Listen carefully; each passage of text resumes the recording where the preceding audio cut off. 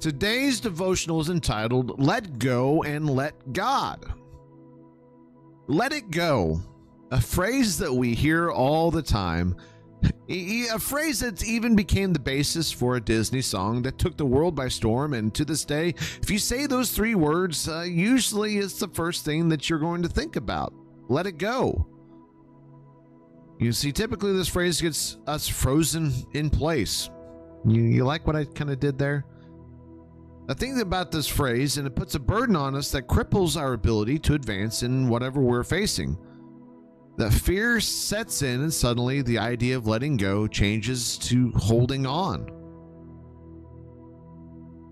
But what happens when we do let it go? See, we're told that to let it go is kind of a sign of weakness, that we don't have the power to change what is holding us back. That the obstacles in our lives suddenly aren't able to become manageable, but that it dictates how we encounter situations in our lives and how we approach new moments. Now, you see, the devil wants us to not let it go because he holds us in these moments as it gives him power. He keeps us in check, so to speak, allowing him to separate us further from God. But when we do let go, suddenly we have hope that these situations suddenly become much lighter and easier to bear, giving us hope that when we do let it go, it doesn't feel like heavy chains around our neck. That we aren't held back any longer by these moments. That these burdens suddenly become as light as a feather, and we realize that we don't carry any weight as we move forward. And as Christians, we carry the weight of letting it go every single day. But how do we change that and let it go and let God? See, I think there's three things that we can do that when we let go and let God, our lives become so much more transformed. And number one is letting go of anxiety and let God carry the weights of our life. See, when we replace stresses and anxieties in our lives, and we replace them with peace and comfort, the moments where we let go suddenly allow God to carry these things, and we can look forward instead of behind. We see in Matthew 11, verses 28 and 30, "Come to me, all who are heavy laden, and I will give you rest. Take my yoke upon you and learn from me, for I am gentle and lowly in heart, and you will find rest for your souls. For my yoke is easy and my burden is light."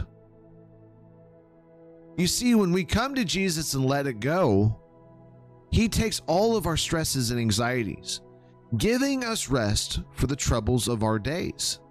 It allows us to operate in a world where suddenly we are not dictated by the stresses and anxieties, but by comfort and peace. Number two, letting go of the material wealth and let God provide your daily bread. See, when we stop chasing after the material wealth and riches of this world and replace them with what the Lord will provide for us, it allows us to keep our eyes on the Father. And we see in the Lord's Prayer that Jesus teaches that he gives us our daily bread. And this daily bread is what we need to survive in this world. And it's not how many cars you have, how many video games you've gained over the course of your lifetime, or even how big your house is. But praying that God will provide our spiritual bread, our relational bread, and our emotional bread every single day. We see in James 1 verse 17, "Every good gift and every perfect gift is from above, coming down from the Father of lights, with whom there is no variation or shadow due to change." See, God provides all we need to survive, because every good gift and every perfect gift comes from him.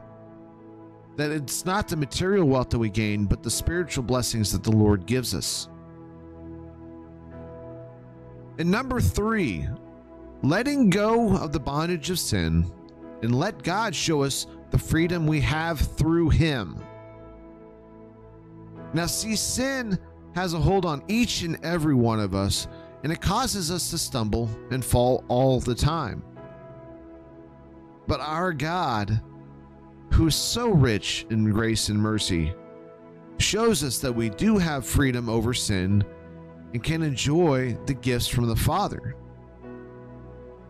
And Paul says in Romans 6, verses 17 and 18, "But thanks be to God that you who were once slaves of sin have become obedient from the heart to the standard of teachings to which you were committed, and having been set free from sin, have become slaves of righteousness."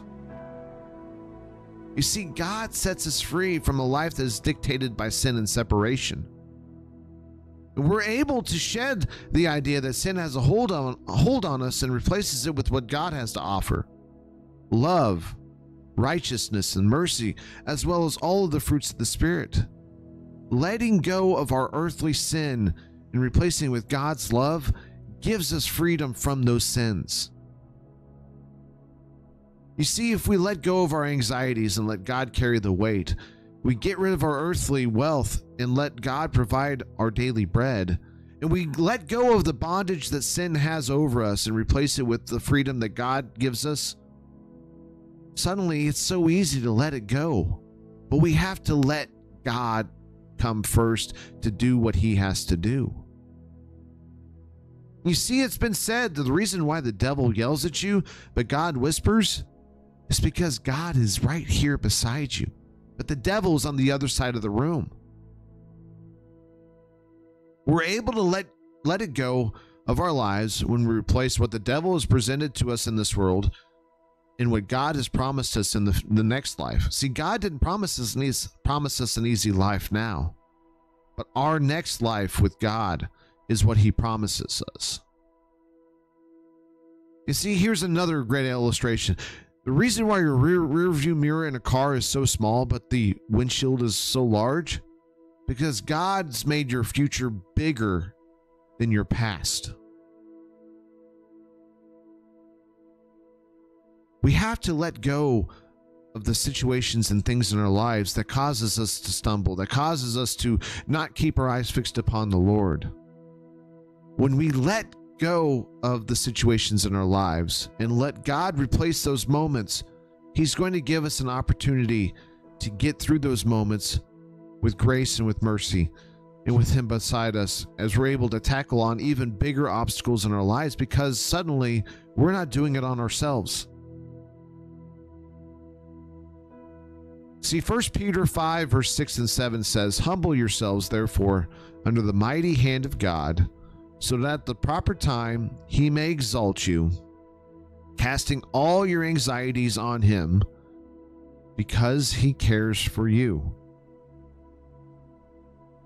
Guys, like I said, when you hear the song "Let It Go," it instantly takes you to Frozen. And it's no coincidence that in that song, you get frozen in life because the situations around you, you can't shirk, you can't let go of. But when you have God on your side and you give it to God, suddenly we're no longer frozen, but we're free to move to praise and worship our Father. That is our devotional for today. Let go and let God.